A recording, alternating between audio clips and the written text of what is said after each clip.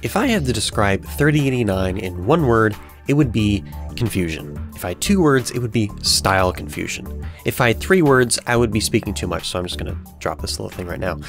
3089 is a sci-fi, open-world, procedural, FPS-RPG kinda thing. In 3089, you're an android dropped into this procedurally generated world. You can take quests ranging from assassinations to placing a bug on an enemy to rescuing a fellow android. 3089 does so many things, but in my opinion it doesn't entirely do any of them all that well. You are unconventionally on the red team. Enemies are blue. You spawn in a giant red base with lots of oddly shaped buildings and friendly androids scattered about. In these buildings you have kiosks for things like weapons, armor, quests, and more. From these kiosks you can buy and sell said items. For the record, the developer Fruit approached me on my Facebook page and offered me a free copy of the game. I also need to make another note, that this game has a lot of stuff in it, and even with over maybe 50 hours in it, I never really found myself getting very far. So you can think of this as a super incredibly detailed impressions video, or just a very shallow review. Now as far as actual gameplay goes, in 3089 it has some variety, if vague. You can train as a stealth character that can sneak up on enemies and deal high damage, or perhaps be a soldier with high damage from a distance, or maybe someone up close with a weapon attachment with multiple shots, like a shotgun, or perhaps just a mix of it all. When starting a new game, you can choose one of the pre-selected classes, but effectively these are just combinations of perk points, which you can set up on your own if you go with the custom class. These are merely to give someone a start in the game and show them what perks are important to that kind of playstyle. In the end, it really makes no difference outside of helping you focus on your playstyle. There is actually a class for piloting, and piloting crafts can be an easy way to get some firepower early on. Aircrafts are just lying around in the spawn base for you to take, though they have no damage meter, so if you're in a dogfight, you'll likely find yourself stunned and falling out of the sky. Thankfully, there's no fall damage. If you're playing a conventional soldier, then you'll be needing weapons or guns. Weapons in 3089 have variety, but it's the same kind of variety that Borderlands 2 boasts. By that I mean it's randomized, but that's really all it has going for it. So for example, you can find different magazine styles, barrels, and bodies, each with their own pros and cons, and slew of stats. Even scopes and other options to place on top of your weapon. Part of this weapon item system is the ability to break down a weapon, replace a part, and rebuild it in order to upgrade it. This is very interesting, but in the end, due to the game's item system, it makes it feel very tedious. That brings me on to the item system in the game. Items all have stats in 3089. Weapons, for instance, have things like rarity, damage, range, etc. Armor has things like resistance, or extra perk enhancements like stealth or guns. This is all good, but when you want to upgrade your weapon, there is no easy way to compare stats.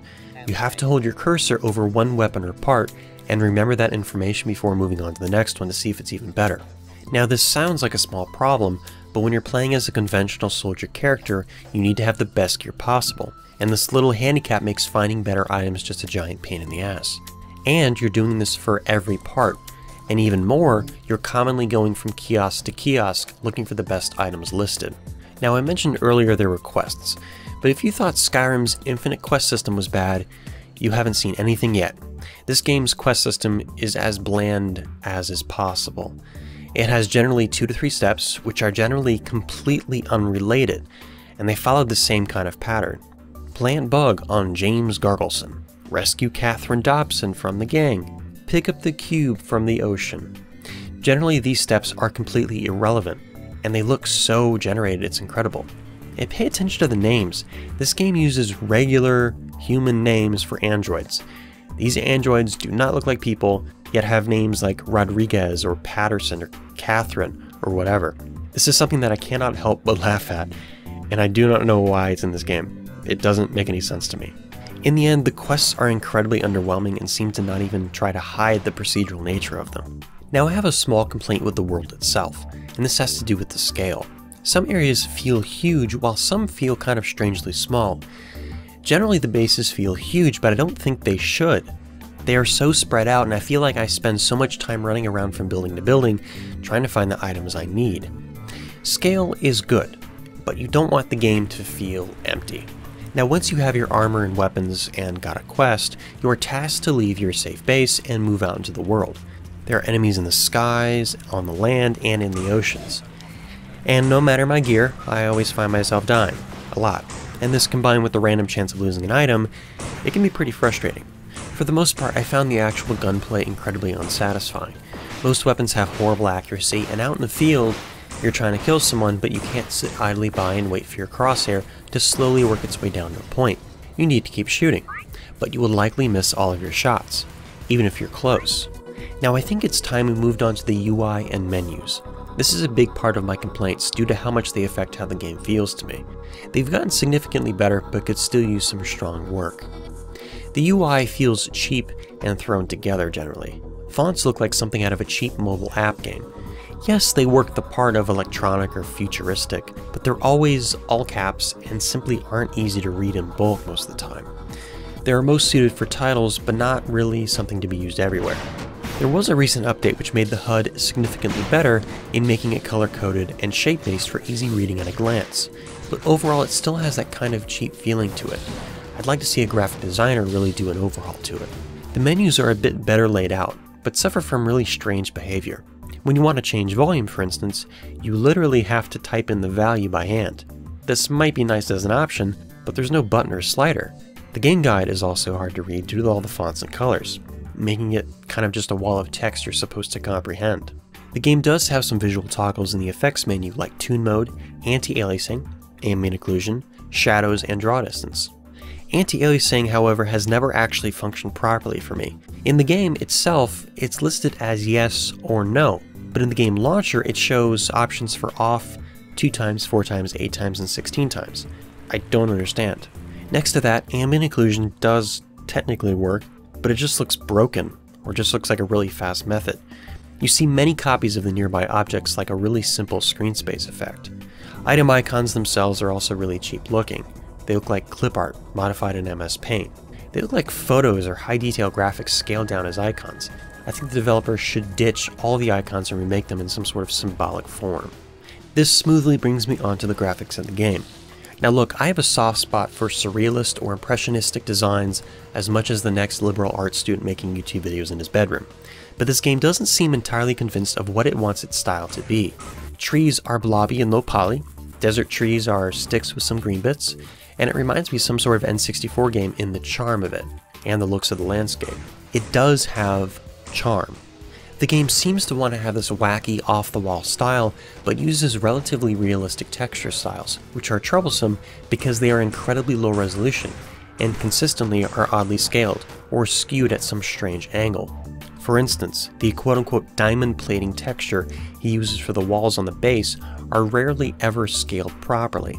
Not only are the diamonds the size of surfboards, but up near the corners the texture is completely unrecognizable due to the scaling. Instead of fixing the textures, I think you should get rid of them entirely.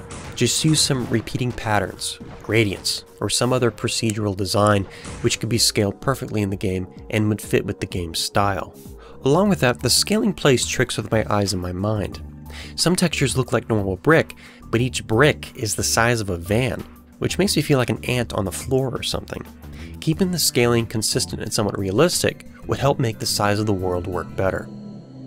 Well, what about the music in the game? Well, it has music. Throughout most of the game, you have some royalty-free piano/ambient music playing on loop for the entire time, perhaps 2 or 3 songs. But when in combat, you'll have this heavy electric guitar or rock tune instantly start playing, but then when you're finished with that combat, it will instantly snap back to piano. The main theme for the game in the main menu is really the only music that sounds like it fits, and oddly enough that happens to be because it was written for the game itself. So I wish there was more custom music designed for the game. Now there's one giant part of the game I haven't touched on, and that's the story of it. If there is a story, I never felt compelled enough to do enough quests to find out, so that's part of where my review falls flat. I should also mention that there's the ability to take over other bases, and some building mechanics for designing your own outposts. I never really got far enough into the game to even work with those, so perhaps you can check out some other reviews or coverage that explain those. The price of this game is currently $10, or $9.99, so it's not pricey, but at the same time there are thousands of games at this price, or lower, which I think look better, play better, sound better, and are more enjoyable. On the other hand, there is no game quite like this. It's pretty unique. I'm not going to say that I'm a perfectly unbiased reviewer, but I did try to be fair. Think about what I talked about and then consider looking at some other reviews to see if it's something you're looking for. In any case, the developer seems dedicated to releasing frequent updates and accepting feedback on his game for improving it in the future. Currently, I believe 3089 is his only project. He has yet to move on to the undoubtable 3099. I'm sure he will have some solid fixes and updates to the game to make it much better in the future than it currently is. At the same time, this game is officially launched. Patches are nice, but they shouldn't be needed for a fully launched title. Thanks for watching this review. I want to thank the developer Fruit for providing me with a free copy of the game for review and gameplay content, and staying in contact with me at times. If you'd like to see more reviews like this, please subscribe to my channel. I'm also on Twitter and Facebook. Links to those in the description, along with links to purchase 3089. That's all from me. Thanks again for watching, and I will see you again very soon.